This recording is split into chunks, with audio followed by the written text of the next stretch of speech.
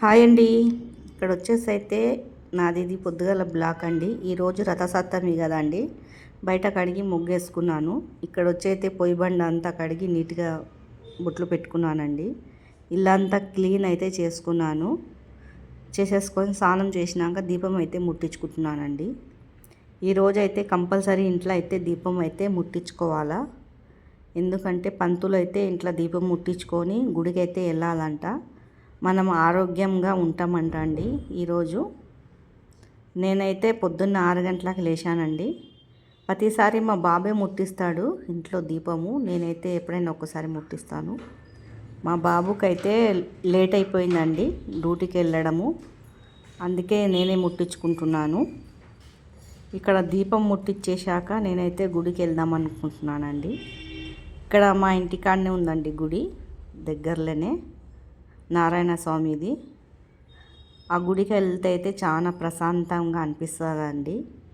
మనం ఇంట్లో దీపం ముట్టించుకొని గుడికి అయితే వెళ్తే ప్రశాంతంగా అనిపిస్తుంది మనకు. ఈరోజైతే అందరు ముట్టించుకోండి దీపము, చాలా మంచిది.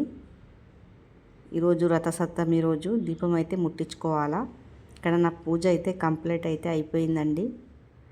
నేనైతే గుడికి వెళ్తున్నానండి. పూజ అయిపోయాక ఇక్కడ గుడికి అయితే వచ్చానండి. నారాయణ స్వామి చూడండి, ఎంత చూస్తూనే ఉంటే చూడాలనిపిస్తుంది. 2 కళ్ళు సాలయి. ఈ నారాయణ స్వామి అప్పులు తీర్చేసి నెత్తి కింద సంచి పెట్టుకొని పండుకుంటాడంట అండి. ఈ దేవుంది కథ అండి ఇది. అన్ని అప్పులు తీర్చేసి అలసిపోయి పండుకుంటాడంట.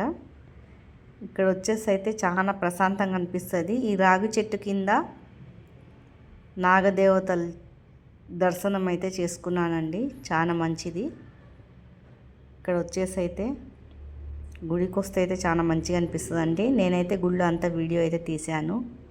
ఇక్కడ చూడండి నారాయణ స్వామి చాలా మంచిగా అనిపిస్తుంది అండి గుడిలో.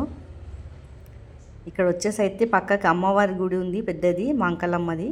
ఆ గుడికి కూడా వచ్చాను, దర్శనం అయితే చేసుకున్నాను. ప్రసాదం అయితే ఇచ్చారండి. తర్వాత ఇంటికి వచ్చేసాను.